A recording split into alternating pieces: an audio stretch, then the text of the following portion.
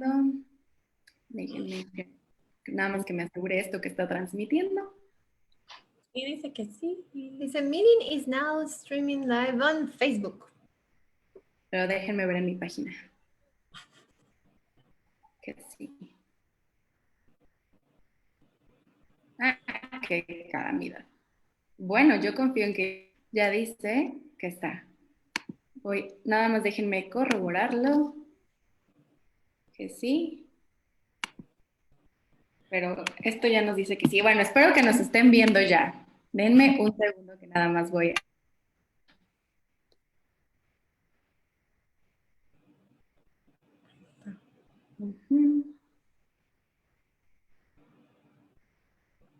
Sí, ya, estamos en vivo. Perdónenme, soy muy perfeccionista y quería asegurarme de que sí estuviéramos transmitiendo en vivo. Ok, bienvenidos todos los que se están uniendo. Qué bueno que me tardé porque así doy chance a que se metan más personas. Y hoy estoy súper porque tengo a dos súper amigas que de verdad las considero mis amigas y las considero como estamos en el mismo barco haciendo cambios en los paradigmas de muchas cosas. Y bueno, hoy las voy a presentar para los que no las conocen. Déjenme que esta maravilla me permite compartir pantalla, así que voy a compartir mi pantalla para que puedan verlas y darles una buena presentación. Entonces, les voy a presentar a Luna Autismo, que está conformada por estas dos señoritas que vemos aquí. Y voy a presentar primero a Diana, que para que vean todo lo que ha hecho Diana. Ella estudió la licenciatura en psicología, pero también educación especial, y luego tiene una maestría en comunicación estratégica e imagen institucional. Y por cuestión de la vida conoció a Amanda, y algo que me gusta de Diana es que, para los que no lo saben, ella es mamá de una pequeña autista y eso cambia la perspectiva de muchas cosas que vamos a hablar hoy. Y hoy les voy a presentar también a la doctora Amanda Blackwell, que ha estudiado montones de cosas, de verdad. Y la plática de hoy, quiero que sepan que está basada en evidencia. Todo lo que vamos a hablar hoy tiene sustento científico, porque básicamente así somos las tres. Vamos a inventar cosas nada más para que entretener, ¿no? Les vamos a decir cosas que están basadas en evidencia, que hay mucha evidencia sobre esto. Y bueno, Amanda es de Estados Unidos, estudió allá la carrera en terapia, que es lo que conocemos aquí en México o en otros países de Latinoamérica.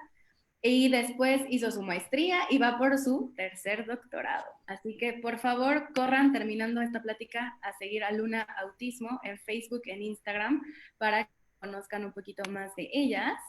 Y bueno, hoy traemos un temazazo, que es ABA. Y bueno, me gustaría que antes de que empezáramos con todo lo que quiero que me digan qué es ABA, porque hay seguramente mucha gente que no tiene idea de qué es ABA, alguna gente sí tendrá, pero me gustaría que nos dijeran así básicamente qué es ABA y ya empezamos con las preguntas. Bueno, no hay una respuesta corta y sencilla para definir ABA, y antes de definirlo, nos gustaría más bien definir nuestro rol de esta tarde en esta conversación que estás generando y que apreciamos muchísimo el espacio que das. En realidad no nos consideramos expertas en ABA. Yo no tengo experiencia como mamá de usar ABA con mi hija. Amanda, por supuesto que está preparada, pero no lo ha usado ella como terapeuta. Y entonces queremos anticiparles que esta conversación no va a girar en torno a nuestras opiniones o nuestras experiencias como personas individuales, sino, como tú bien dices, con evidencia científica, con prácticas basadas en la evidencia. Lo que sí nos consideramos y somos es aliadas de la comunidad de personas autistas, y por favor no nos vayan a criticar si usamos el enfoque de identidad primero en lugar de persona primero. Es porque estamos honrando el deseo de las personas autistas para ser llamadas así, con toda naturalidad y con todo el orgullo del caso. Entonces, esa aclaración antes de entrar a explicar lo que es ABA. No sé si quieres agregar algo. Bueno, y como tú decías, en mi experiencia de mamá, me siento afortunada por haber sido acompañada en este proceso de conocer las opciones para mi hija y de aprender a amar su autismo por una profesional como Amanda. Ok, y yo sí quiero aclarar que esta conversación que estamos teniendo, que es una conversación, no es una presentación, no estamos diciendo lo que tienen que hacer o no, pero no es un ataque directo a ninguna intervención específica ni a los profesionales que practican cualquier intervención. Eso sería completamente irrespetuoso y de nuestra parte y falta de ética. Entonces eso nada que ver con lo que estamos haciendo. Este espacio es una invitación realmente para quienes apoyan la intervención ABA y para quienes aún no la conocen, para que puedan reflexionar sobre la información que tenemos que es disponible para nosotros y en cuanto a sus alcances y sus limitaciones también. Y algo bien importante es que creo que la idea general de nosotras tres es justo abrir un poco el panorama, porque sabemos que hay muchos papás que a lo mejor ahorita apenas acaban de saber o confirmar el diagnóstico de autismo en sus pequeños y se sienten perdidos, no tienen idea de qué es lo que necesita su pequeño, qué es lo que deben hacer, qué terapias deben de tomar. Y queremos que sepan que esto es una oportunidad o queremos abrirlo como una ventana de apoyo para que ustedes tengan herramientas para hacer una buena elección. Entonces, no se trata de decir si hay bueno o malo, se trata de hablar cuáles son nuestras posibilidades y en esas posibilidades, qué podemos elegir que sea mejor para el desarrollo de cada uno de nuestros pequeños. Eso es lo más importante, ¿no? Entonces, bueno, Amanda y Diana, hay muchísima información actual en este momento sobre autismo. Creo que cada vez podemos encontrar más información en Internet y además podemos encontrar muchísima información de cómo se interviene. Y lo cierto es que muchos modelos sí se aclaman como ser la mejor intervención para autismo o para también problemáticas. En general, ¿cómo como papás o como profesionales podemos elegir o saber cómo podemos reconocer la información o los modelos? ¿Cuáles, o sea, qué podemos tener nosotros como base para saber qué es mejor? Bueno, para hablar de eso quiero compartir esta gráfica rápido. Nos encantan los apoyos visuales, no podemos evitar. ¿Se ve ahí? Sí, ya, se ve. Sí, se ve. Ok, bueno, entonces para poder orientarles y tener esa conversación, tenemos que entender qué es la práctica basada en la evidencia. En inglés es evidence-based practice. Y eso incluye tres partes claves que no se puede separar. Tenemos siempre la evidencia científica externa e interna, y eso es la mejor información que tenemos, recopilada de las investigaciones científicas, que sería la evidencia externa, y de los datos y observaciones recopilados de nuestros clientes como individuos. Eso es evidencia interna. También tenemos experiencia clínica o la opinión experta, y es el conocimiento, el juicio y el razonamiento crítico adquiridos a través de su capacitación y experiencias profesionales. Entonces, nosotros como profesionales, lo que sabemos, lo que hemos aprendido con nuestra experiencia. Y también clave es la experiencia clínica, la perspectiva del cliente o paciente o quien sea con quien estás trabajando.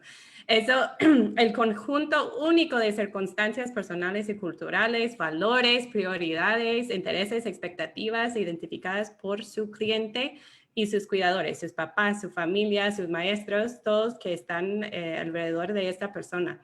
Y este triángulo con las tres partes es la práctica basada en la evidencia. No solo es evidencia científica, no solo es experiencia clínica, tampoco solo es la perspectiva de los clientes, es todo junto, es la práctica basada en la evidencia. Entonces, lo que vamos a estar hablando no solo es de evidencia científica, aunque es importantísimo, pero también de igual importancia es la experiencia clínica junto con la perspectiva de los clientes. Entonces, debemos tomar en cuenta todo el tiempo esas tres partes para poder ejercer de una manera súper ética e informada.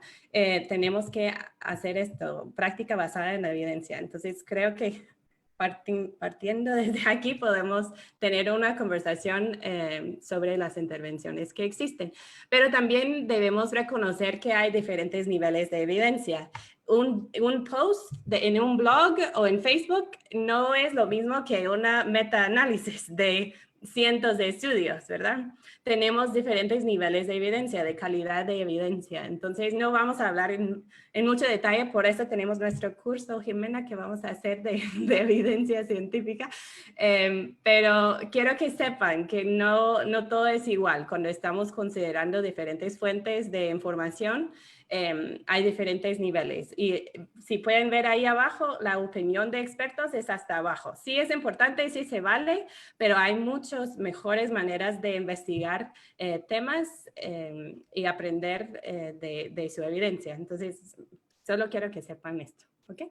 Bueno, y es importante porque creo que tanto ustedes como yo, justo lo que dices, sé que hay mucha gente que al ver nuestras redes cree en lo que posteamos. Y yo personalmente, y sé que ustedes, me lo tomo muy en serio y cada vez que posteo algo, ya sea en Facebook, en Instagram, en YouTube, trato de tener un sustento atrás. O sea, de verdad, cada vez que posteo algo, y les puedo jurar que Luna Autismo hace exactamente lo mismo, hay mucha lectura detrás de cada post, porque no, o sea, sí nos tomamos la responsabilidad de qué compartimos, qué tipo de información compartimos con ustedes, y por eso también este live.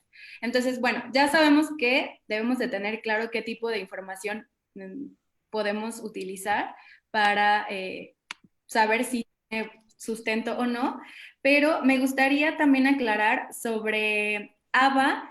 ABA tiene mucho tiempo, no es algo nuevo, no es una metodología nueva y sí hemos visto cambios. Entonces, me gustaría que hablaran un poco sobre cómo era ABA en un inicio y cómo es ABA ahora y a lo mejor por qué de estos cambios. Sí, en efecto, de hecho, ABA está considerada como el primer modelo de intervención dirigida a las personas autistas. Y en estos últimos 30 años, lo que hemos, casi boto el agua aquí a la par, lo que hemos descubierto a través de la investigación nos ha abierto a la comprensión de la experiencia de las personas autistas, de sus potenciales, de muchísimas cosas. Así que no podemos hablar de ABA y pensar que es un solo enfoque, porque en realidad podemos ver las prácticas que son muy tradicionales, que es lo que llamamos ABA tradicional, que es bastante pues, más rígido, ya Amanda les contará más detalles, y hay un movimiento bastante más contemporáneo, que es un ABA contemporáneo que está tratando de incorporar el resultado de la evidencia científica, de la opinión de las familias, de la misma experiencia de las personas autistas que de niños recibieron terapia ABA, para poder incorporar elementos que, pues, que también son importantes en el proceso de desarrollo de una persona autista. Entonces se conoce como ABA tradicional y ABA contemporáneo. Sí, entonces ha cambiado muchísimo en 30 años. Es la primera intervención para personas autistas que tenemos y por supuesto está basada en una teoría muy válida del aprendizaje, que sabemos que es una manera efectiva de enseñar a una persona una nueva habilidad. Entonces estamos hablando de la práctica tradicional de ABA que viene desde hace muchos años del doctor Lovaas y tenemos ahora lo que es la práctica contemporánea, así se dice, de ABA, que ha venido evolucionando. Ahora utilizando esos tres componentes de práctica basada en la evidencia, no solo vemos que funciona, científicamente funciona, sino ahora estamos considerando las perspectivas de las personas autistas, también nuestra experiencia clínica. Estamos viendo que hay otras maneras de incluir o de enseñar a una persona. Entonces, la práctica tradicional que viene desde muchos años atrás es una enseñanza altamente estructurada y dirigida por adultos. Entonces, la terapista está encargada de la sesión, ya tiene sus metas bien claras, va a estar tomando muchas notas, va a estar haciendo muchos, ¿cómo se llama? ¿Registros? Registros de lo que está haciendo y muchas repeticiones de la misma habilidad para ver si el niño realmente está agarrando la onda. Sí. Okay. Y también la práctica contemporánea de ABA, que ha cambiado muchísimo, ahora es mucho más flexible. Están incorporando teorías naturalistas, rutinas naturales, actividades que se centran en la iniciación social y cómo ser más espontánea la persona. Entonces, yo sé que hay muchos PCBAs o practitioners, ¿cómo es? Practicantes, o que están certificados, ¿no? Para poder dar ABA. Okay. Entonces, muchos profesionales que usan ABA que se han alejado mucho de la práctica altamente estructurada y reglamentada para optar por prácticas que tienen mucho más enfoque en comunicación social y muchas cosas naturalistas, mucho más naturales. Entonces, están combinando muchos métodos como DIR, CERTS, Floor Time, cosas así que muchas personas seguramente han escuchado. Entonces, ABA ahora no solo es pura ABA, sino una combinación de muchos métodos, porque hemos ido aprendiendo todos sobre lo que funciona y lo que la comunidad autista prefiere para poder respetar sus derechos y características únicas. Perfecto. Y o sea, yo sí he leído de que ABA, independientemente si sea tradicional o sea la contemporánea o la actual, se utiliza como el único y el mejor método para intervenir a un pequeñito con autismo. O sea, ¿realmente tenemos evidencia que eso? Bueno, como tú dices, hay que reconocer que ABA ha hecho muchísimas contribuciones en el campo del autismo, tanto en las prácticas anteriores como las actuales. Es toda una ciencia del análisis del comportamiento, tiene principios de aprendizaje bien comprobados, pero no podemos, bueno, no hay de hecho evidencia científica que asegure que un método de intervención, sea ABA o sea cualquier otro, es la única y mejor opción. Ahí es donde debemos estar alertas, tener cuidado, porque depende muchísimo del estilo de aprendizaje, de la cultura de esa familia, de muchos factores que pueden determinar el éxito o no de un programa. Y como hemos conversado mucho los diplomados de Luna, en realidad el éxito de cualquier programa es la constancia. Es ser consistente y generalmente serás consistente con algo que te haga sentido, que haga eco con tus valores, con lo que tú anhelas y donde veas resultados, donde veas avances y progreso. Puede ser que requieras pasar por varios tipos de intervención hasta escoger el que hace clic para esa persona autista, para su familia, para los profesionales. Entonces, no hay una sola intervención que funcione y de eso sí hay mucha evidencia.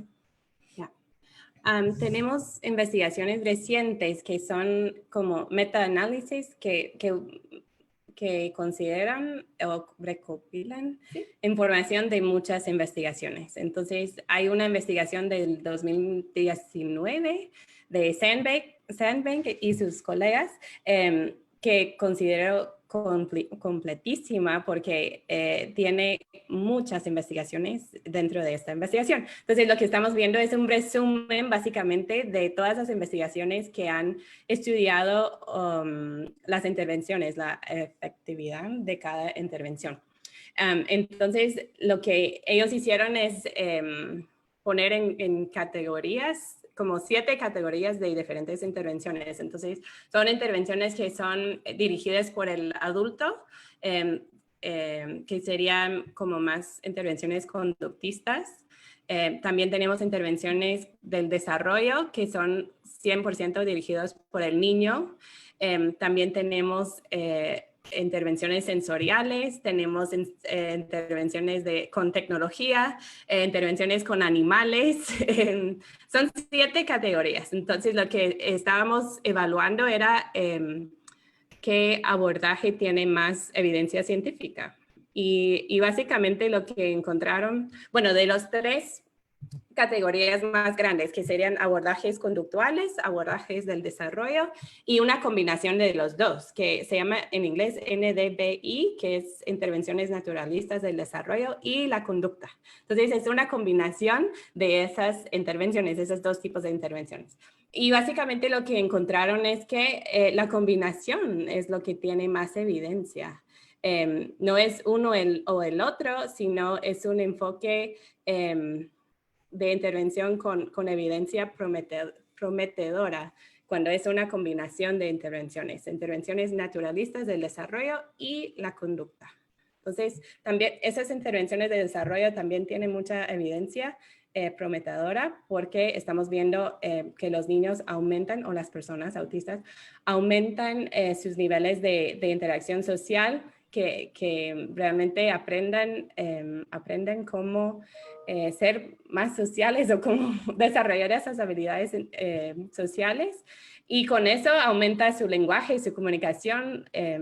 Todo aumenta cuando sea algo más naturalista, más natural, que se da dentro de sus rutinas diarias, y cuando es una intervención que tenga más sentido para ellos, que no sea tan rígida, que no sea enfocado en ellos como individuos. No estamos considerando todo lo que cada persona necesita. Son intervenciones muy enfocadas en esa persona, y es una combinación del desarrollo y de conducta. Eso es todo. Y sobre lo que dicen ambas, me gustaría retomar dos cosas. Para los papás, que realmente busquen metodologías, como dicen Amanda y Diana, que estén basadas en sus propias necesidades. Porque a veces cuando ustedes están en este inicio del camino, ¿no? De que apenas saben que tiene su pequeño autismo, que no tienen idea, acuden a especialistas, y un error de nosotros es venderles la idea de esto es lo mejor, esto es lo que hay, esto es a lo mejor la única forma en la que yo sé trabajar y es lo que hay y punto, ¿no? Entonces, ustedes como papás tienen tienen el derecho de elegir, ¿no? De también decidir con qué se sienten más cómodos, que se vale cuando no les gusta buscar una segunda opinión para ver a alguien, a un especialista que se adecue más a lo que ustedes también quieren. Y en este punto también nosotros como especialistas, dos cosas. Realmente sí tenemos que estar basados en el respeto de las necesidades y del desarrollo de cada uno de nuestros niños y personas. Yo lo digo niños porque mi terapia con Jimena básicamente trabaja con niños, no trabajamos con adultos, pero hay colegas que trabajan con adultos, y siempre debemos de respetar su propio desarrollo, necesidades, gustos, intereses de cada persona como un individuo. Y la otra cosa que me decían, ¿no? Sobre esta parte de como metodologías como muy conductuales, metodologías intermedias, metodologías que son más flexibles, más de acuerdo al desarrollo, que se vale también uno, a lo mejor haber estado en un lado, pero conforme avanzas y conforme vas aprendiendo de tus propios pacientes, descubrir que puedes moverte de bando, ¿no? O sea, que puedes tú también romper con tus propios paradigmas. Entender que a lo mejor lo que hacías previamente no era lo mejor, porque ahora te das cuenta que puedes hacer otras cosas mejores, ¿no? Entonces, tampoco casarnos con una metodología, porque creo que eso es un grave error, yo lo puedo decir como especialista, el casarme con una metodología y creer que esa es la mejor metodología y que eso me va a ayudar con todos, porque la verdad es que no es cierto. Lo que me puede funcionar con uno, no necesariamente me va a funcionar con el otro. Entonces, esta capacidad de flexibilidad, tanto especialistas hacia las familias, y que la familia busque también esta flexibilidad de qué necesita su hijo o qué necesita su familiar, ¿no? Porque también, no sé si les ha pasado o no sé si te pasó a ti, Diana, a veces también los papás tienen su propia de lo que ellos quieren, pero en eso no está involucrado lo que el niño necesita o quiere, ¿no? Entonces también es un poquito romper con descubrir qué es lo mejor para ese niño o para esa persona en particular. Sí, y es que aquí nos vamos a un tema bastante polémico, que es el ponernos de acuerdo en la perspectiva del autismo, porque depende de como mamá o papá, cómo concibes el autismo de tu hijo, así son las opciones que buscas. Si realmente has adquirido una noción de que el autismo es una enfermedad, y anhelas un niño neurotípico, vas a buscar una intervención que te ofrezca curarlo o que no parezca autista, que se pierda entre la multitud. Y ese es el riesgo. Sabemos que la comunidad de personas autistas han elevado su voz, y la gran mayoría, si haces un sondeo, que se han hecho muchísimos, un 97% de personas autistas no están de acuerdo con ABA, con el ABA tradicional. Ujú. Y ciertamente, pues se expresan como una terapia abusiva, o sea, con esas palabras. Por supuesto que padres de familia y profesionales que apoyan a ABA, pues se sienten conflictuados o ofendidos con esa expresión. Pero esto sucede por lo que te decía, porque se piensa en la normalidad, como que la normalidad fuera fuente de felicidad, cuando hay características y conductas muy específicas de una persona autista que le ayuda a regular sus emociones, son parte de su desarrollo. Ejemplos, por lo tanto, que un niño aletee las manos, ¿no? Mi hija lo hace a cada rato y es su movimiento de felicidad. Yo no pretendería anular su esencia pidiéndole que se siente sobre sus manos y que no las mueva para que parezca una niña normal, entre comillas. O el tema de la ecolalia, que por mucho tiempo se pensó y se decía como silly talk, ¿verdad? Que tenemos que evitar la ecolalia porque están repitiendo sin sentido. Se ha comprobado con la investigación que es parte del desarrollo del lenguaje, que es su forma de repetir pedacitos de información para comprenderlos y luego aprender a usarlos en contexto. Entonces, realmente las familias necesitamos empoderarnos, poder conocer experiencias de otras personas autistas, de otras familias, de otros adultos y reconocer que el autismo no es una enfermedad, que amar a este hijo es amar su autismo y que su felicidad la va a expresar de una manera distinta. O sea, una persona autista feliz no va a lucir como una persona neurotípica feliz. No, no lo es. No, no pretendamos aniquilar esa esencia, esa forma única de ser, sino darle herramientas para que se sientan más cómodos en este mundo social, pues que obviamente demanda regular emociones, manejar conductas, comunicarse con los demás, eso lo necesitamos, pero es el cambio de chip, que no es una enfermedad, que no estamos buscando curarlos o hacerlos menos autistas, estamos buscando celebrar su esencia y darles herramientas. Y algo sobre eso y que platicábamos hace rato y creo que lo platicamos siempre que estamos conversando, es que algo pasa con nuestra sociedad que estamos en contra de las diferencias, ¿no? O sea, es como que a todos nos queremos iguales y queremos las mismas conductas y queremos los mismos gustos y todo aquello que se sale de eso normal, ¿no? Ya me altera y no sé qué hacer con eso. Pero la realidad, y lo estamos, no quiero meter en política, pero lo estamos viendo en Estados Unidos. O sea, sigue el problema de las diferencias de colores, pero es piel, ¿no? O sea, y lo seguimos viendo. Entonces, es romper este paradigma de que un niño con autismo es un cerebro distinto, como es un niño neurotípico, como lo es un niño con dislexia, como lo es un niño con disgrafía, como lo es un niño con síndrome de Down, y puedo aumentar porque ni siquiera en lo neurotípico somos iguales. O sea, ni siquiera en eso somos iguales. Entonces, va de querer quitar esas diferencias y por qué mejor no pasamos a aceptarlas, ¿no? Por aquí tenemos una duda que me pregunta una mamá, bueno, nos pregunta una mamá que si ABA lo puede utilizar para su hijo que no está aprendiendo a leer y escribir. Creo que sí hay familias que todavía no queda claro qué es ABA. ¿Podrían darnos definiciones de lo que a lo mejor es ABA de acuerdo a algunas instituciones? ¿Cómo nos definen ABA? Sí, de hecho, como decíamos al principio, no nos consideramos expertas en nada, pero sí nos encanta buscar información confiable y Amanda es aquí la investigadora de oro. Y hay varios sitios sumamente confiables que definen ABA y voy a leer algunos. Hemos oído de Autism Speaks, que tiene pues bastante fuerza y ellos describen la terapia ABA como una terapia que emplea nuestra comprensión de cómo funciona el comportamiento en situaciones reales. El objetivo es aumentar comportamientos que son útiles y disminuir los comportamientos que son perjudiciales o que afectan el aprendizaje. Esa es una definición.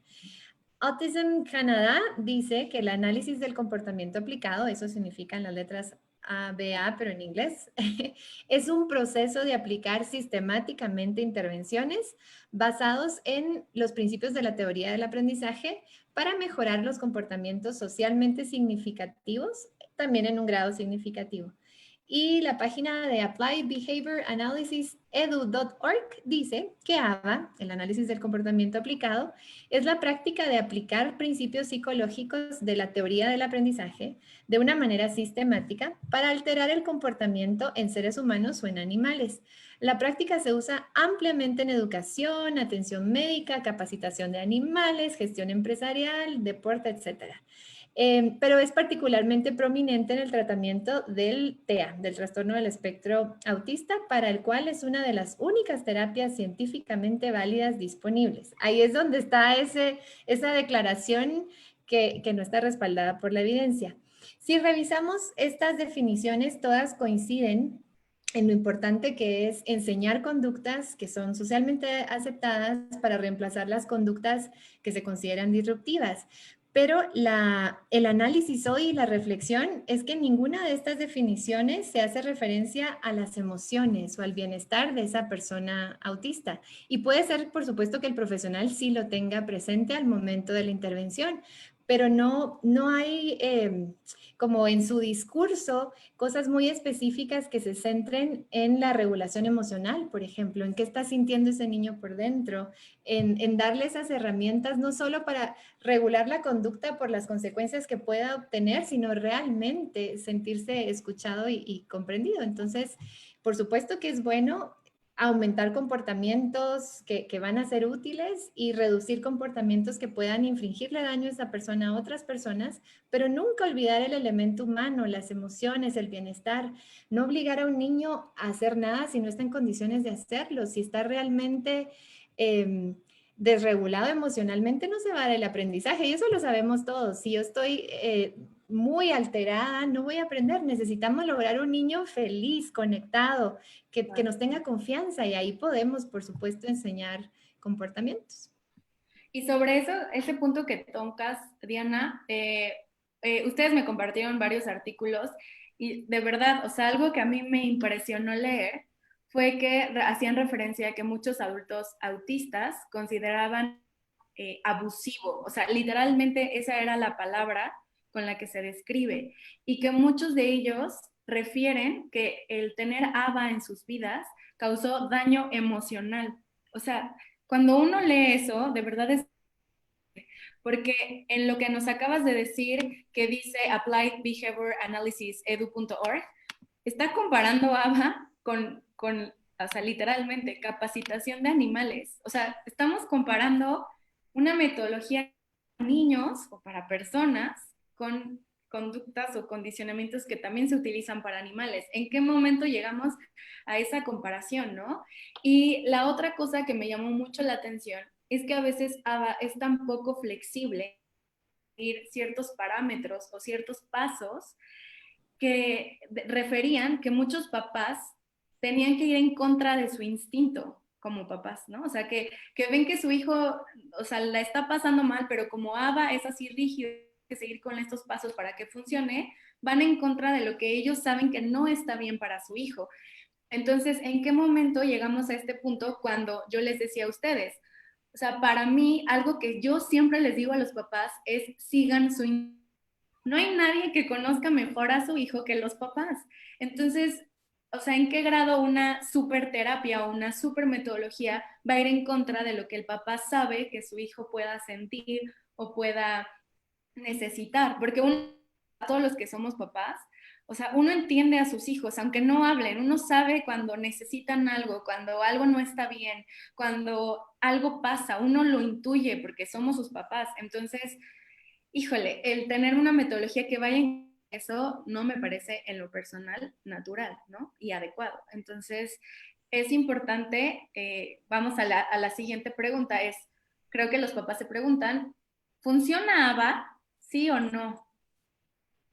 Y sí, por supuesto, funciona. Es una ciencia que está bien fundamentada en principios de aprendizaje y funciona para lograr lo que se propone lograr, que es el cambio de conductas. Pero el fin no justifica los medios, y aunque sea una estrategia efectiva para cambiar conductas, hay que tener mucho cuidado si en el proceso de intentar cambiar una conducta estoy perdiendo de vista elementos claves del desarrollo y de la estabilidad emocional de ese niño en particular.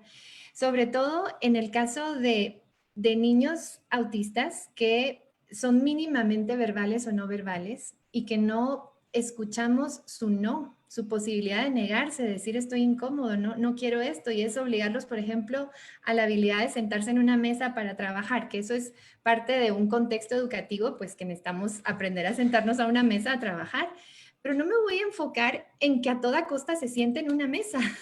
Y aunque esté llorando y pataleando y no, se tiene que sentar y lo siento, se tiene que sentar, eventualmente se va a cansar de luchar en contra de esto que no quiere. Va a terminar cansado y va a aceptar y obedecer. ¿Es eso lo que quiero? Un niño que obedezca a toda costa a una figura de autoridad es peligroso. Puede ponerlos en situaciones vulnerables de abuso y sobre todo si no tienen cómo expresarse.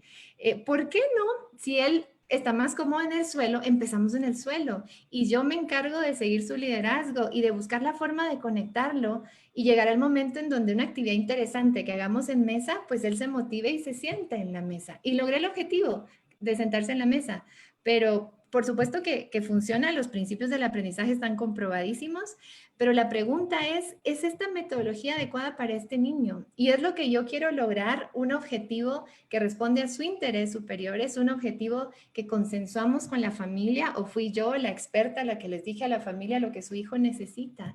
Realmente una práctica que se centre en la familia va a tener siempre presente los deseos, los anhelos, el instinto de esa familia, va a estar constantemente actualizándose y va sobre todo a escuchar a ese niño, conectarse con ese niño, respetarlo, seguir su liderazgo. Eso es fundamental. Así que no se trata de mecanizar los resultados, porque puede que veamos resultados, pero estamos viendo un niño feliz, estamos viendo un niño que puede iniciar, que tiene espontaneidad, que disfruta la sesión de terapia o que simplemente está aprendiendo obligado por las circunstancias. Ese es el análisis, cómo logramos tener un abordaje más completo, más humano. Como tenemos la práctica basada en la evidencia, tenemos la práctica centrada en la familia y eso es clave también cuando estamos trabajando con una persona autista. Las familias tienen muchísimas opciones de intervención y como ya hemos dicho muchas veces que no hay una intervención que funcione para todos, eso es claro. Pero sí, cuando estamos hablando de la práctica centrada en la familia, hay un profesional que se llama Barry Prezant, Dr. Barry Prezant, y él tiene una definición de esa práctica centrada en la familia que me encanta, que es la práctica centrada en la familia tiene como objetivo principal capacitar a las familias con el conocimiento y las habilidades para tomar las mejores decisiones para sus hijos y para su familia. En la práctica centrada en la familia, los profesionales colaboran con las familias en la toma de decisiones sobre metas y objetivos específicos, así como en enfoques educativos y de tratamiento. Los padres son respetados como expertos con respecto a su hijo y los profesionales consideran las fortalezas y necesidades únicas de cada familia, así como sus valores culturales y religiosos. Entonces, no son expertos los profesionales. En esta persona, los papás son los verdaderos expertos y no podemos olvidar eso nunca como profesionales, que los papás son nuestros aliados, son las personas que mejor conocen a sus hijos y tenemos que confiar que ellos saben lo que es mejor para sus hijos. Obviamente vamos a estar orientándoles y enseñándoles sobre el autismo, ayudándoles a entender que el autismo solo es una combinación particular de fortalezas, desafíos y diferencias en el cerebro de una persona, pero la elección es de ellos. Ellos tienen que decidir cuál va a funcionar mejor para su familia. Y tenemos la evidencia científica que respalda eso, de que la intervención que va a funcionar es lo que la familia realmente va a hacer, lo que ellos se comprometen a aplicar en la casa todo el tiempo, con su forma de vivir y dentro de sus rutinas diarias, eso es lo que va a funcionar para la persona autista. Entonces, la práctica centrada en la familia es de igual importancia que la práctica basada en la evidencia. Son iguales, one and the same. Y yo sobre este punto, o sea, yo lo abordo como profesional O sea, esto que acaban de describir no solo aplica para autismo, o sea, aplica para cualquier problemática que yo como terapeuta de lenguaje veo. O sea, sí me han escrito montones de familias preguntándome, oye, Jimena, ¿es normal que la terapeuta de mi hijo quiera que entre solo y se la pasa llorando y no quiere ya ir? O, oye, es que a fuerzas quieren que haga esto y entonces él llora y se desespera y no lo quiere hacer, ¿no?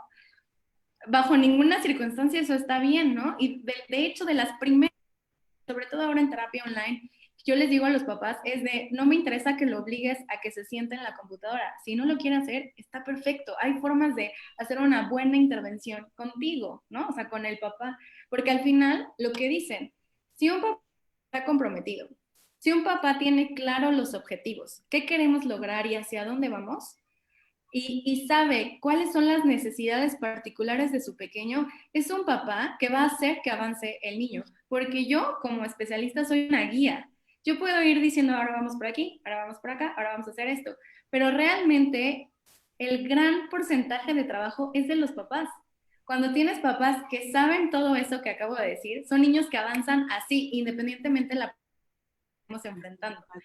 Entonces, y Diana es un ejemplo, ¿no? Entonces, creo que también es un poder de nosotros como especialistas el hacer entender esto a los papás, que en ellos está el tocar cambios positivos en sus hijos y lo que acaban de decir también, es bien importante que nosotros como especialistas entendamos, uno, a los papás, que realmente podamos ver si nuestros papás que tenemos enfrente vienen con miedo, no tienen idea de lo que les vas a decir, si tienen paradigmas erróneos en cuanto a lo que hablamos, cómo está su dinámica familiar, ¿no? O sea, porque me ha tocado a mí familias de dos mamás, de dos papás, mamás solteras, papás solteros, la familia que vive con la tía, con la abuela y la abuela es la cuidadora primaria y yo me tengo que adaptar a eso.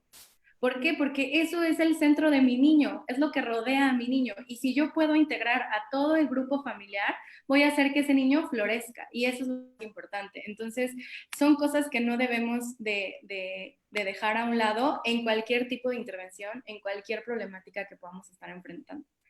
Muy Y bien. ahí tomando solo ese pedacito, pueden ser muy bien intencionadas las prácticas. Y es increíble que aunque uno de mamá tenga un nivel educativo muy alto, y en mi caso que tenía experiencia en el campo de educación de niños sordos ciegos, de acompañar a familias, en Fundar las mamás son parte del equipo, entran a las aulas. Cuando me tocó llevar a mi hija a terapia de lenguaje, antes de recibir el diagnóstico de autismo, la terapista me dijo, es mejor que usted esté afuera. Y yo confié en ella y me quedé afuera. Habiendo sido yo antes abogada defensora de que las mamás sean parte del equipo, o sea, realmente la confianza que depositamos en un profesional es altísima, es altísima. Y puede ser que este profesional aprendió también a su vez en la universidad que es mejor que mamá no esté adentro porque los niños se comportan peor con sus mamás. Y les digo, es cierto, pero ¿saben qué pasa? Los mamás, los niños son auténticamente ellos cuando está mamá.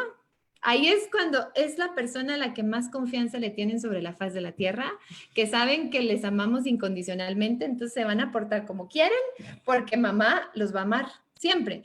Pero si mamá no está presente, si no se le empodera, si no se le dan herramientas, si la profesional no escucha y aprende de esa mamá, no están haciendo equipo. Así que es fundamental cuando escojan una terapia, deben sentirse parte del equipo, deben ser escuchados, tienen todo el derecho de participar, de aportar, de aprender y de conocer todas las opciones disponibles. Creo que ese es un punto fundamental porque estamos en una situación muy vulnerable. De por sí, mamás y papás de hijos neurotípicos, digamos, la vulnerabilidad más alta que hemos experimentado es ser eso, responsables de ese pequeño ser. Pero cuando te dan un diagnóstico, cuando te dicen que hay algo que tú no conoces, que necesitas profesionales para que te guíen en cómo ser mamá de ese niño en particular, estás muy vulnerable y quieres creer en el profesional que va a traer la solución y que te va a guiar. Así que es una alta responsabilidad la que tienen los profesionales porque esa confianza que depositamos es altísima. Creemos en lo que dicen y deseamos lo mejor para nuestros hijos. Y nosotros como especialistas, creo que también lo que les decía hace un rato, ¿no? O sea, tener esa capacidad de avanzar, de progresar, de aprender más. Y también algo que, por ejemplo, a mí me gusta mucho decir, es como de, a ver, mi terapia con Jimena es igual a respeto del desarrollo de cada niño. ¿Por qué? Porque también me ha pasado lo contrario, ¿no? Entonces tenemos mucha presión sobre escuelas, mucha presión de otros especialistas, mucha presión de la familia, a lo mejor externa, no a lo mejor el núcleo, que me están como todo el tiempo bombardeando a los papás de, es que ya tiene que hacer esto, es que ya tiene que hacer esto, es que así ya lo tiene que hacer. Y entonces llega la mamá o el papá y me dicen, es que no ha hecho esto. Y le digo, espérame, o sea, es que cómo voy a lograr el paso que está acá cuando apenas voy aquí. Yo no voy a dar un brinco nada más porque me lo están exigiendo en la escuela, ¿no? Entonces, a mí yo explicar esto a los papás, porque si hay papás que quieren que logre lo de acá sin respetar esto, no soy yo la terapeuta adecuada, porque yo no lo voy a hacer, ¿no? Entonces, sí es importante que sepan como que yo soy súper respetuosa y para mí el ritmo. O sea, el niño es el que me dice, así vamos, así vamos, así vamos. Y cuando todos logramos entender eso, de verdad fluye bien bonito. Entonces, hay que escuchar a nuestros niños. El que estén chiquitos o el que no hablen, no significa que no comunican, significa que no saben y no pueden tomar decisiones. Entonces, hay que escucharlos. Bueno, ahora, con respecto a ABA, ¿qué realmente nos ofrece? ¿Qué es lo que nos va a ayudar? Bueno, aquí de nuevo, como te contábamos que no somos las expertas en ABA, pero sí en investigar un poquito, y estuvimos revisando cuáles son los objetivos que se plantea ABA en varias de estas páginas que te comentábamos. Por ejemplo, en Autism Speaks, me da vergüenza pronunciar en inglés a la par de la gringa aquí, pero estoy haciendo mi mejor esfuerzo. A ver, ¿cómo es la página? Autism Speaks. Autism Speaks. Dice que ABA ayuda con 3 objetivos principales: incrementar las habilidades de lenguaje y comunicación, mejorar la atención, el enfoque, habilidades sociales, memoria y habilidades académicas, y disminuir los comportamientos problemáticos. Autism Ontario menciona que el programa ABA debe abordar indicadores y características centrales de TEA, es decir, habilidades sociales, de comunicación, patrones repetitivos de comportamiento y cualquier otra barrera que pueda existir para el aprendizaje, como los comportamientos desafiantes o estereotipados. Y aquí hago una acotación: esta ABA contemporánea, estas nuevas prácticas que se están incorporando, están abogando por entender la conducta antes de modificarla. No solo es, quiero modificar esta conducta, es qué me está diciendo el niño. Puede ser que esa conducta la esté usando para regularse. Y cuando evaluamos esto que propone ABA, todos estos objetivos suenan bien y son importantes, pero es fundamental que los profesionales que usan ABA nunca dejen afuera el elemento fundamental de cómo estoy mejorando la calidad de vida de este niño. No solo cómo le estoy dando otras conductas socialmente aceptadas o que van a ser herramientas para su vida, cómo en realidad estoy mejorando su calidad de vida, cómo estoy ayudándole a aliviar su ansiedad, a sobrellevar su sensibilidad sensorial. En otras palabras, le estoy dando herramientas de regulación emocional. Estoy respetando su esencia, estoy honrando su estilo particular de aprendizaje, o simplemente me estoy enfocando en extinguir conductas, porque como hablábamos al principio, la ecolalia, lo que se llama stimming, ¿no? Esta autoestimulación, hacer algo de manera repetitiva, aletear las manitas, está siendo parte de sus intentos por regular sus emociones, por comunicar algo, es parte de su desarrollo y es parte de ser autista. No podemos enfocarnos únicamente en quitar conductas, o incluso el tema de, hablábamos en el diplomado, del contacto visual. Si tu meta es que aumente su contacto visual, no te enfoques en obligarlo a que te vea a los ojos y que se vuelva una conducta por pura repetición. Esfuérzate en establecer un vínculo, en ser tan interesante lo que estás haciendo para él, porque te diste el tiempo de conocerlo y descubrir qué le apasiona, que naturalmente va a buscar verte más porque quiere interactuar contigo, porque ha sido una persona muy divertida para pasar el tiempo, ¿no? Entonces, eso.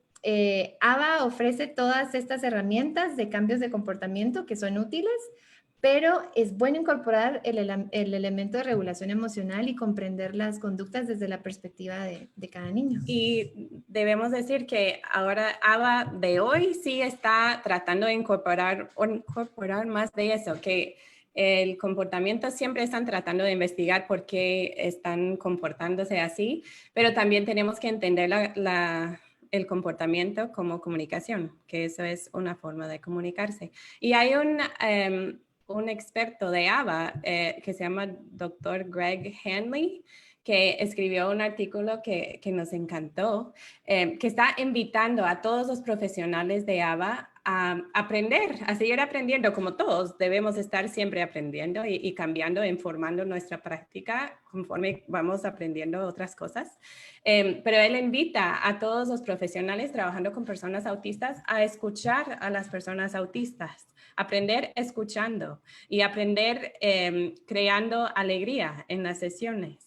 Y aprender también empoderando a los papás, incluyendo a las familias en las terapias. A seguir aprendiendo todo el tiempo mientras estás enseñando a una persona, ¿verdad? Que todo el tiempo estás recopilando información y aprendiendo y modificando lo que tú estás haciendo para que sea más efectivo para la persona y más agradable también. Entonces reconocemos que eso sí está cambiando en ABA.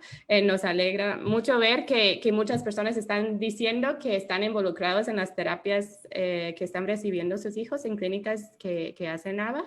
Buenísimo, esa es la meta. Queremos que todos estén involucrados, porque como equipo es como vamos a lograr avances y cómo vamos a ayudar a esa persona a llevar a cabo una vida feliz, ¿verdad? Sí. Por aquí nos están pidiendo que por favor nos dejen los nombres del doctor que acabas de mencionar y a lo mejor les podemos compartir algunos links si nos ayudan a compartirlo ahí, Diana, en lo que les hago más preguntas para que puedan contestar. También hay gente que está viendo el live y que son... o sea, utilizan ABA como terapia. Y yo quiero decirles, o sea, bajo ninguna circunstancia queremos juzgar ni queremos decir que nosotros estamos bien y los demás mal. No. Simplemente queremos como abrir este panorama de que y como se ha dado relevancia a lo conductual, también se le tiene que dar aún más relevancia a la persona, ¿no? Que es, creo que ese debe ser el punto de partida y no solo el tratar de erradicar ciertas conductas que no nos gustan, ¿no? A los demás. Entonces, bien entenderlas, porque algo que dijo Amanda así clave, toda conducta comunica. Toda conducta, sea adecuada o inadecuada, todo algo nos dice. Entonces hay que ver qué es lo que nos dice nuestro pequeño, ¿no? Ahora, hablaba que es importante acudir a los especialistas, no a los especialistas, a los expertos. ¿Y quiénes son los expertos en autismo? Pues las personas autistas. Así que, ¿qué opinan los adultos autistas sobre ABA? ¿Qué es lo que realmente nos dicen sobre ABA?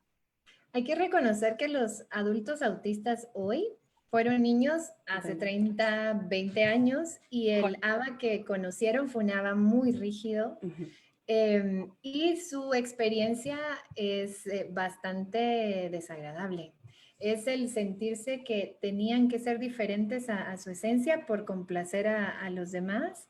Es generar mucha ansiedad porque en ese proceso de aprender conductas, por supuesto que de fuera tú veías que sí, que mi hijo está más tranquilo, que no aletea sus manos, que no tiene las conductas que me preocupaban, pero por dentro esa ansiedad de tratar de regularse de otra forma porque les quitaron sus herramientas naturales de regularse, o terapeutas que estaban muy enfocados en una conducta y hacerlo de manera estricta y rígida. Creo que, como tú mencionabas al principio, ABA como un estilo de intervención, porque es toda una ciencia y un marco de investigación, pero como un estilo de intervención, se puede comparar también como un estilo de educación o de disciplina y todo ha evolucionado. Así que creo que es fundamental para cualquier persona que está conectada con el mundo del autismo escuchar las voces de las personas autistas, aprender de los errores, porque pues se han cometido errores.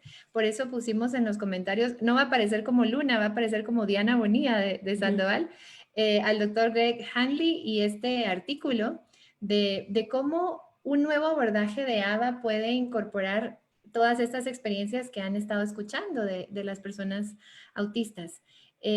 Porque como decíamos al principio, si haces un sondeo, un 97% se oponen a ABA y debemos escucharlos y ofrecerles una nueva visión de ABA para aportar a sus vidas. Por aquí nos preguntan si después podemos traer a una persona adulta autista. Para Ay, que sí, experiencia. Estaría increíble. por supuesto. Ellos son los expertos de verdad. Nos No Sí. podemos ir encantaría, pero podemos compartirles links para que ustedes lean ¿Sabes qué? Ujú. ¿Sabes qué? ¿Qué es lo único como que nos falta en Latinoamérica? Todavía vamos tratando de que cada país tenga servicios adecuados, orientación a familias. Hay pocos recursos disponibles en español, hay muchos más en inglés. De hecho, en Luna traducimos mucha información al español y publicamos. E igualmente, adultos autistas empoderados, es más común escucharlos en otros países desarrollados con programas pues más claros, ¿no? Así que...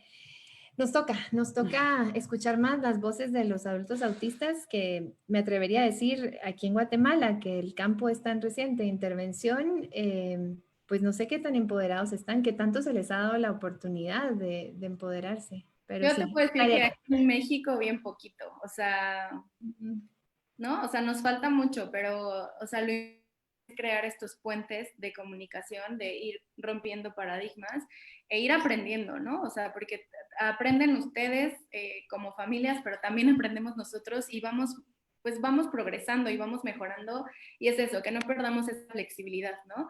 Por aquí una chica nos comenta, no quiero decir el nombre para que no haya problema, pero bueno, ella trabaja con ABA, pero me parece que ya es como el ABA más moderno y nos dice que, por ejemplo, en la maestría que ella tomó, ya se hace la pregunta de la conducta. En vez de preguntarme por qué, ahora se pregunta para qué, ¿no? Entonces ya vamos viendo esta modificación, ¿no? De más inclusión, de la flexibilidad, de entender por qué la conducta del niño. Entonces eso es bueno, ¿no? Ojalá que realmente se pueda llegar a un cambio tan radical que ya no se parezca al ABA tradicional que conocíamos en un principio, ¿no? Eso es lo importante y ojalá que ellos realmente puedan hacer ese cambio. Por aquí ya Diana en los comentarios les puso las redes de Luna Autismo para que las chequen. Les puso también algunas páginas que son importantes para revisar información. Y ya les puso por ahí los datos también del artículo que estaba diciendo Amanda para que lo revisen. Y bueno, continuamos. Me gustaría como que habláramos de los mitos que rodean a ABA como la metodología suprema sobre la intervención en personas autistas. Entonces, vamos a romper mitos, ¿no? O sea, vamos con cosas así que necesitamos romper de paradigmas. Una sacudidita. Una sacudida. Entonces, voy a empezar yo con los argumentos, ¿no? Que existen sobre ABA. Entonces, el primero es que la investigación ha concluido que ABA es el único enfoque efectivo o el más efectivo para niños con autismo y por lo tanto es el estándar de oro en el tratamiento de estos pequeños. Pues este argumento no es respaldado por la investigación. Tenemos esas metaanálisis que están viendo muchas investigaciones de muchas intervenciones y estamos viendo que es una combinación de diferentes intervenciones, que no hay uno que es el estándar de oro, que ABA ni ninguna otra intervención es la mejor, digamos. Todo lo que hemos estado diciendo de evaluar cuál sería mejor para la familia, escuchar a las familias, a las personas autistas y ver cuál método va a funcionar, ¿verdad? Los estudios han informado cambios sustanciales en un gran número de niños que reciben una variedad de enfoques de intervención que van desde el comportamiento hasta el desarrollo. Sabemos de las investigaciones que así es, que no hay una que sea mejor. Ok, muy bien. Y eso ocurre en cualquiera, ¿no? O sea, no existe una metodología única para cualquier problemática, o sea, hay siempre una variedad de donde uno va a escoger. ¿Y sabes cuál es el riesgo, Jimena? Dime. Es cuando en este campo de educación, de intervención, nos alejamos de la esencia, de la misión por la que estamos acá y se vuelve un negocio. Cuando se vuelve un negocio, yo a toda costa quiero vender mi producto y si mi producto es un estilo de intervención, voy a usar argumentos bien poderosos y bien convincentes, aunque no estén respaldados por investigación. Y esto sucede en cualquier campo, no me estoy refiriendo específicamente al autismo o a ABA, pero Pero es eso, y lamentablemente hay muchas personas que en cualquier campo encuentran la oportunidad de hacer un negocio y están dispuestos a lo que sea. Entonces ahí es como, debemos tener la humildad como profesionales de reconocer que hay muchas opciones, que nosotras ofrecemos una, pero que los papás debieran tener ese abanico de opciones para poder escoger.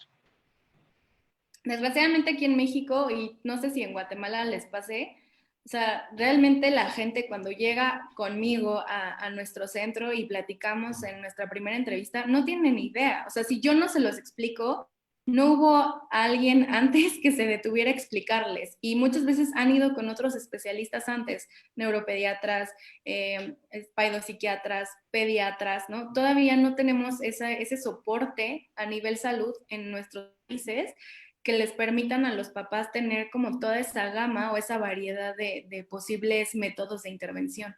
Entonces, sí, como lo decían hace rato, o sea, sí es una obligación de nosotros como especialistas el ofrecer esta gama. Es decir, mira, hay todo esto, a lo mejor yo me especializo en estas, pero tienes toda esta variedad y tú eres quien va a decidir qué es lo que tú necesitas, ¿no? O que tu hijo necesita, ¿no? Entonces, eso es importante. Ahora, segundo mito. Una vez que tenemos el diagnóstico de autismo, el pequeño o la niña debe de recibir cierta cantidad de horas con respecto a ABA e incluso se pide que se entregue un formato para asegurar ese proceso. ¿Qué tienen que responder ante eso? Tampoco está respaldado por la investigación. Hay un Consejo Nacional de Investigación en los estados que recomendó 25 horas de terapia o participar activamente en 20 horas de intervención, 25 horas de intervención cada semana, pero no especificó qué intervención, ningún enfoque particular de tratamiento. Y como hemos estado diciendo, que las familias están involucradas en la terapia. Entonces, no significa que tienes que estar pagando a alguien 25 horas cada semana para hacer la terapia, sino parte de la intervención es enseñar a los papás cómo hacerlo en casa. Entonces, son 25 horas de interacción o de jugar con mucha intención, pero usando las herramientas que el profesional te ha dado. Entonces, no es específicamente 25 horas en una clínica o 25 horas de un programa intensivo, sino el involucrar a las familias en la intervención y que ellos hagan la mayoría de esas horas cada semana, porque así realmente va a funcionar. Los niños van a poder generalizar las habilidades que están practicando en la terapia o en sus sesiones intensivas con sus papás o profesionales también. Y básicamente, perdóname, dime. No solo que lo que debemos estar considerando en cualquier intervención o incluyendo en cualquier intervención es una comunicación funcional y espontánea, instrucción social en diversos entornos, no solo en la casa, sino en la calle, en la escuela, en todos lados. Y no solo uno, no es el terapeuta y el niño, sino esta familia, esta otro amiguito, este hermanito, la vida real, ¿no? Uh-huh.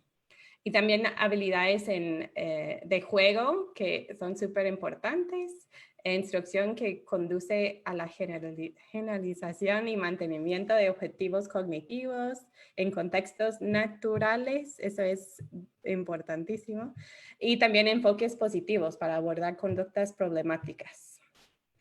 Y ahí, o sea, dijiste varias cosas que yo creo que todos los que me siguen en redes a lo mejor ya están hartos de que les repito lo mismo, pero siempre es como palabras funcionales, apego a rutinas, todo que tiene que ver con sus rutinas en el día a día, ¿no? Que les digo, lo importante no es la actividad en sí, sino es la forma en cómo uno usa la comunicación en cualquier actividad, ¿no? No importa la que sea. Entonces, básicamente esto aplica para autismo y para todos los demás. De nosotros adaptarnos, ¿no? Ok, mito número 3. Un niño con autismo se beneficiará más de servicios ABA que usan DTT, que sería como enseñanza de prueba discreta o un formato de entrenamiento, porque, uno, se deben adquirir ciertas habilidades de preparación, antes de que un niño pueda beneficiarse de las experiencias del aprendizaje social. Entonces quiero que hablen sobre la preparación, porque creo que esto es algo importante. También los niños con autismo aprender en formatos de enseñanza uno a uno, que acaban ya un poco de hablar sobre eso, y no pueden aprender de otros niños. Y por último, los ambientes típicos tienen demasiados estímulos que no permiten que realmente el niño pueda aprender. Y que el comportamiento no se puede controlar en entornos típicos. Entonces debemos de crearlos. Vamos a Sí, hablar. de hecho, no está respaldado por la investigación y de acuerdo a los doctores, pronuncie bien, por favor. Phil Strain, Gail, bla, bla, bla, bla. Gail McGee, Frank Kohler. Yeah. Bueno, estos 3 investigadores dedicaron un capítulo entero de su investigación a cada uno de estos argumentos que tú has dado. Y su conclusión, en palabras literales, es que estos mitos descansan sobre temblorosos, sino ausentes fundamentos empíricos. O sea, no tiene evidencia. ¿Por qué? El mito, lo primero que mencionaste de la preparación, el mito sobre la preparación. Tiene que empezar en ABA para estar preparado para aprender. Pues en realidad los seres humanos nacemos preparados para aprender, pero tenemos que encontrar el estilo de aprendizaje. Entonces, no, eso es un mito.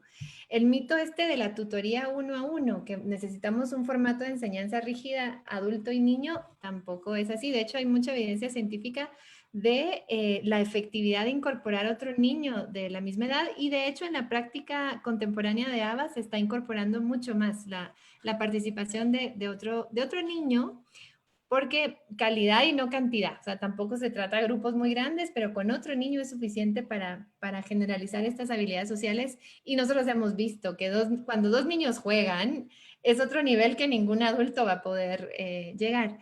Y no solo niños, adolescentes también. Hay un programa que se llama Peers para jóvenes autistas, que es basado en ABA o principios de ABA y hay muchísima evidencia de su eficacia también, igual que social thinking. Hay muchos métodos también para enseñar esa parte social, pero sí, no solo niños, solo quería decir. Y el otro mito que mencionabas, que el ambiente tiene demasiados estímulos, entonces necesito aislarlo en una sala y trabajar con él. Es cierto que muchos niños dentro del espectro del autismo tienen alta sensibilidad a ciertos estímulos, que puede ser el tipo de luz, los sonidos, las texturas, es cierto. Pero tampoco los vamos a aislar por completo del mundo real porque se van a enfrentar a estos estímulos y lo que debemos darles son las herramientas para saber cómo enfrentarse a estos estímulos, cómo regular sus emociones, cómo tomar decisiones para sentirse lo más tranquilos posibles. Así que ninguno de estos mitos ha sido respaldado por la investigación.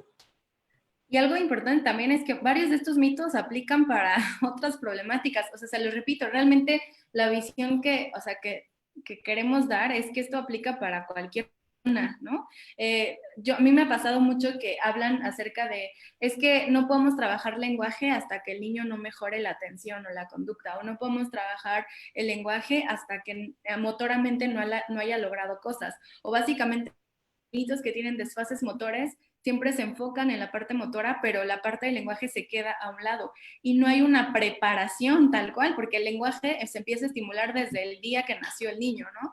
Entonces debemos de quitar esta palabra de al niño para, porque pues no existe eso, todos estamos listos para.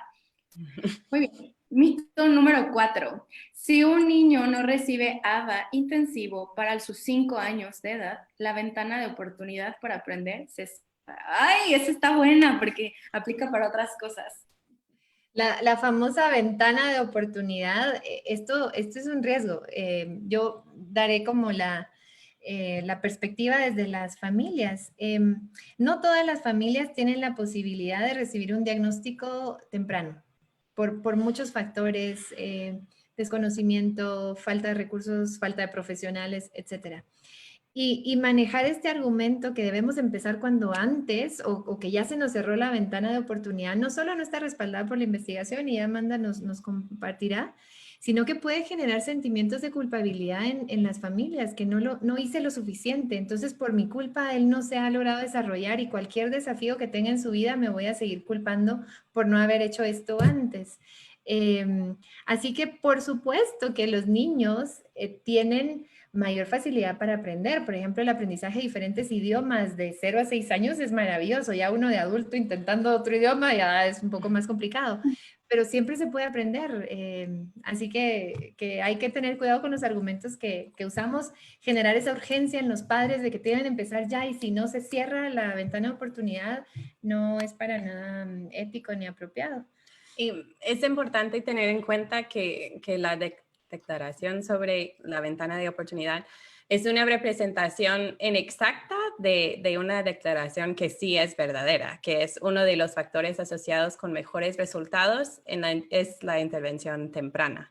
Y eso aplica para cualquier niño, no es solo niños autistas, ¿verdad? Entonces sí, eso sí es cierto, que siempre queremos, sí, cuando sea posible, intervenir desde el principio, desde lo más chiquito que se pueda, pero no significa que si empiezas a los 4 años en lugar de los 2 años, que no vas a ver resultados o avances o que ese niño no va a lograr muchas cosas, porque eso tampoco es cierto. Tenemos investigaciones con jóvenes de 18 o 20 años que jamás han dicho una palabra en su vida, pero cambiando un poco su comunicación alternativa, su forma de comunicarse o la forma en que estamos presentando la información, de repente estamos viendo comunicación de ellos, estamos viendo que empiezan a hablar o empiezan a expresarse en formas que antes no hacían, pero era porque no estábamos presentando la información en una manera que tenía sentido para ellos. Entonces sí es posible más tarde. Es siempre mejor lo más temprano, pero nunca es tarde. Nunca es tarde. Y nunca es tarde, no hacer sentir culpables a los papás, ¿no? Porque muchas veces no depende de ellos. Muchas veces también hay especialistas que pudimos habernos equivocado antes y que no los... ¿no? Claro. Mito número 5, creo que vamos en el 5.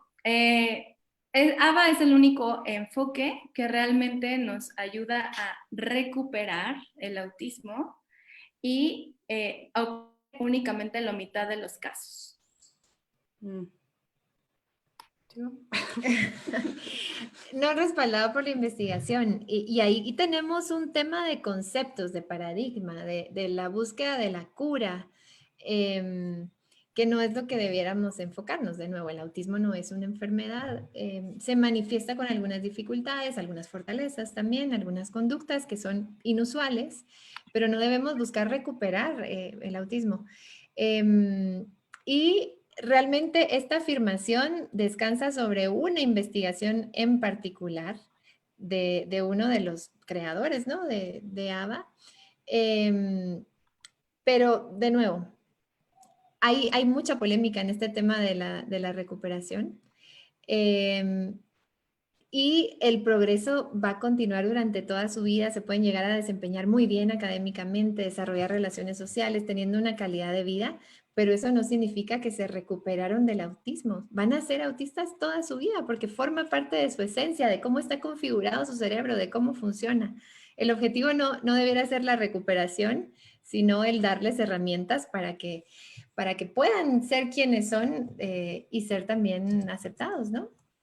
Así que, pues esa investigación es la de Lojas. No sé si tú quieres comentar un poco más. Que sí, que hay algo que adultos autistas han comentado que hacen con mucha frecuencia y que se llama masking.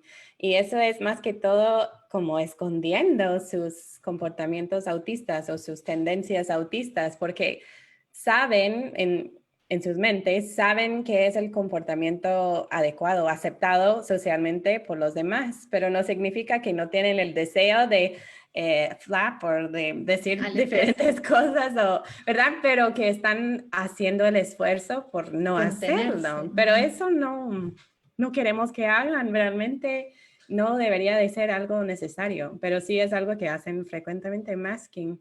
Y siento que intervenciones que no les dejan ser quienes son, están como encouraging. Promoviendo.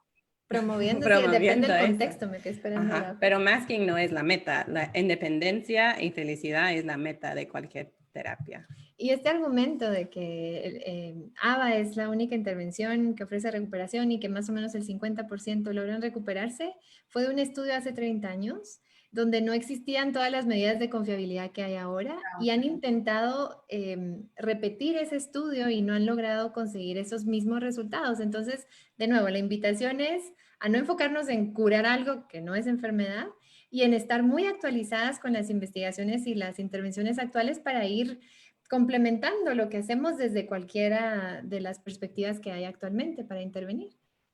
Perfecto. Ahora, mito número siguiente. Hay muchísimos estudios que afirman que ABA sí funciona y muy poquitos estudios que nos demuestran que otras metodologías funcionan. De nuevo, aquí es el peligro de estar tan convencida de la intervención que quieres a todas luces posicionarla y que este es lo mejor y yo tengo mucha evidencia y por supuesto que hay evidencia en los principios del aprendizaje, está comprobadísimo, pero eso no significa que no hay otras intervenciones que también tienen evidencia, de hecho lo tienen. Y recientes. Y reciente, sí, no es dormirse en los laureles. Y otro tema importante es que para que una investigación sea realmente objetiva, la deben hacer personas fuera de ese campo que no tienen ningún interés, porque bien dicen aquí en Guatemala, nadie habla mal de su rancho. Entonces, si te piden a ti que hables del método, vas a hablar maravillas, porque así lo consideras. Pero es bueno siempre un espectador de fuera que pueda darte retroalimentación y que verá cosas que tú, porque estás encantada, es como el enamoramiento, ¿no? No lo vas a ver. Entonces, la investigación para que sea objetiva debe incorporar personas fuera de ese campo que no tengan ningún interés en promover una intervención en particular. En particular. Claro, porque aparte en los artículos se habla de que ABA, o sea, ha creado millones y millones, ¿no? Como metodología de intervención. Entonces, no solo es crear una super metodología que viene a cambiar el mundo, sino realmente sí es efectiva para las personas en cuanto a su funcionalidad para sí mismos y luego para el resto del mundo, ¿no? Entonces, eso es importante. Bueno, definitivamente me queda claro, o sea, me quedan claras las ideas que nos plantean sobre ABA. Espero que a ustedes en el live les quede también claras.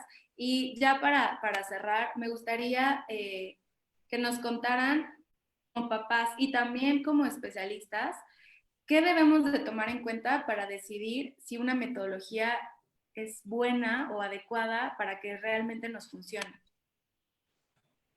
Pues bueno, cualquier metodología tiene que estar promoviendo la enseñanza en entornos naturales de aprendizaje, en lugar de un aprendizaje de mesa, completamente descontextualizado. No hay ni siquiera que practicar antes y después llevarlo al mundo real. Se puede brincar al mundo real. Si ustedes ven a los niños en general, les encantan las cosas de verdad, incluso sobre los juguetes prediseñados. Quieren de verdad hacer lo que los adultos hacen y usar cosas reales. Yo creo que a todos nos encantaría, ¿no? No pretender que estamos cocinando con una plasticina, ya agarrarla más en serio y cocinarla y comerla es otra experiencia. Entonces, esforzarnos por ofrecer esta enseñanza en entornos naturales de aprendizaje. Eso es fundamental en cualquier metodología que escojamos.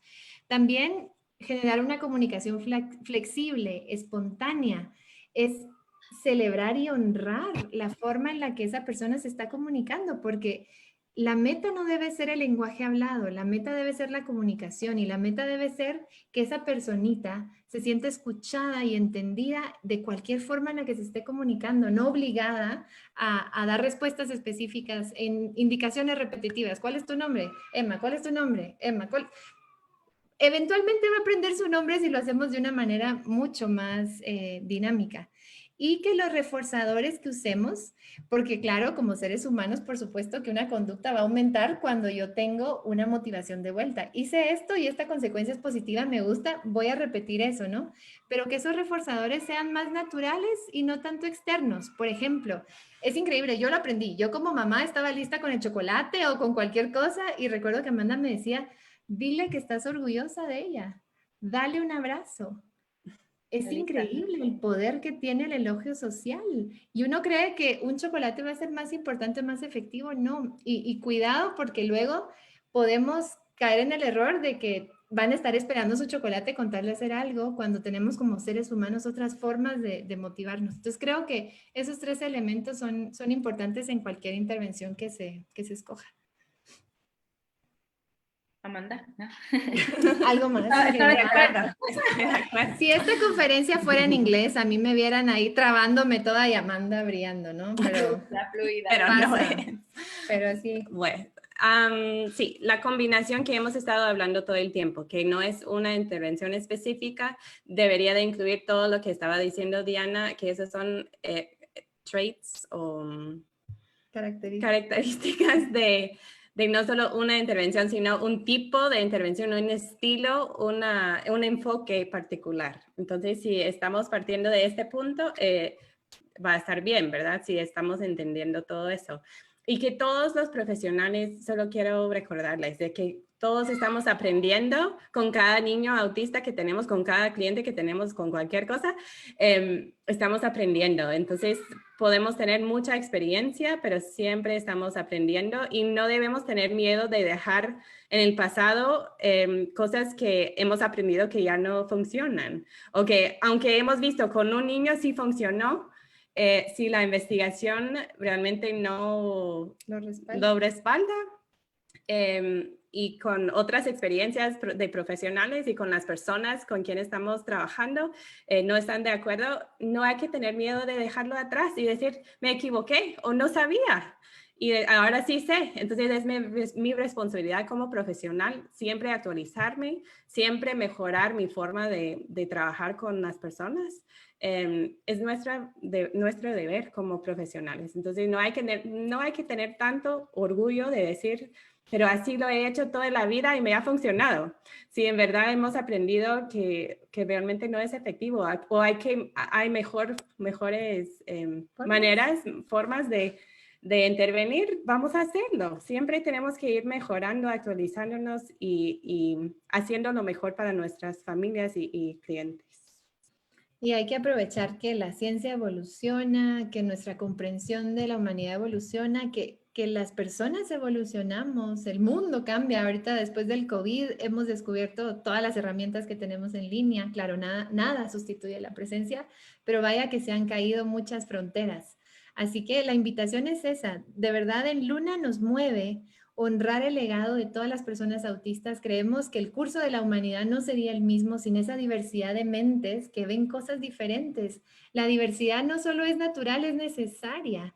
Pero qué importante es asegurar que cada persona autista tenga una voz. Y por una voz no significa que hablen, porque no es una realidad para todos, pero sí que se comuniquen. Hay muchas maneras de comunicarse y realmente duele mucho saber tantas personas autistas en el mundo que se cansaron de intentarlo, que decidieron darse por vencidas porque nunca encontraron a alguien que realmente le entendiera y respetara esa esencia.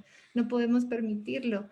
Tantas familias que nunca obtuvieron una respuesta, que crecieron con esa frustración de sentirse diferentes, de no comprender, de no poder conectar con su propio hijo, sin darse cuenta que era posible de muchas maneras. Así que creo que esa es la misión. Todos tenemos como seres humanos la misión de ser mejores personas y eso se logra también con esa humildad para aprender y con esa intuición de lo que es correcto, que eso es un chip que tenemos aquí adentro y que es importante escuchar, por más que cueste, por más, como decía Amanda, que tengamos mucha experiencia en un campo y que nos toque reaprender, no tengamos miedo de soltar y de volver a aprender. Realmente la satisfacción de ver familias empoderadas, de ver niños avanzando, felices y de ver esta sociedad mucho más completa, eso no tiene precio. Y yo, retomando algunas de las palabras, quiero rescatar 3 cosas importantes que di. Porque creo que es una preocupación constante que me escriben a través de redes, que su pequeño no hable no significa que no comunique. De verdad, comunicar es mucho más que simplemente hablar. Entonces, busquen especialistas que les ayuden a comunicarse con sus hijos, más que el hecho de que hablen, porque perdemos tiempo valioso intentando sacar palabras sin buscar una comunicación efectiva. Los niños van a ir decidiendo cuál va a ser su mejor forma de comunicación. Ellos lo van a elegir, no nosotros como especialistas y ni siquiera ustedes como papás. Literalmente escúchenlos, véanlos, ¿no? Y van a poder descubrir que todos esos mitos que hay alrededor del autismo son más que eso, mitos, porque van a descubrir las maravillas que ellos nos pueden enseñar a su forma. Entonces, eso es una cosa. Como especialistas, ya lo dijo Amanda, rompamos paradigmas de nuestro propio conocimiento, de romper todo eso que nos enseñaron y que seguro nos los enseñaron con buena intención, porque era lo que los maestros sabían o lo que en ese momento se sabía. Rompamos con eso, aprendamos, siempre necesitamos seguir estudiando, leyendo, aprender nuevas cosas, escuchar a las familias, escuchar a los que lo viven y los que lo son, ¿no? Para realmente poder mejorar. Y como último, yo creo, o sea, cerrar de verdad con esto porque se vive a nivel mundial el aprender que somos diferentes. Aunque tengamos etiquetas, yo puedo tener mi etiqueta de mexicana y de terapeuta de lenguaje y de lo que quieran, pero somos diferentes. Entonces, quitémonos todas esas etiquetas de autismo, síndrome de Down, lo que sea, somos personas, somos diferentes. Damos eso, creo que cambiarían montones de cosas. De verdad, chicas, estoy súper contenta. Creo que ha sido el live que más gente se ha conectado en toda mi existencia en Facebook. Entonces, de verdad espero que les haya servido a la gente que se conectó, que hayamos podido sembrar esa semillita en ustedes, ya sean papás o sean colegas, en buscar más, ¿no? Que no, a lo mejor no nos quieran creer, no nos crean, busquen información. Les dejamos los links.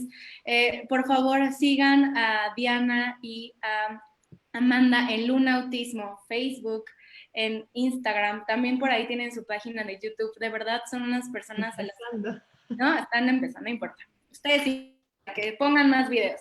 De verdad, son unas personas que yo admiro. De verdad, las admiro, las quiero mucho. Gracias por ese humanismo que tienen y que irradian todo el tiempo. Y sigamos rompiendo paradigmas en autismo. Gracias, Elena. Que viva la neurodiversidad, como sí, dijo Lola. Y que viva México. Y Guatemala. Y Guatemala. Y Estados Unidos. Qué lindo.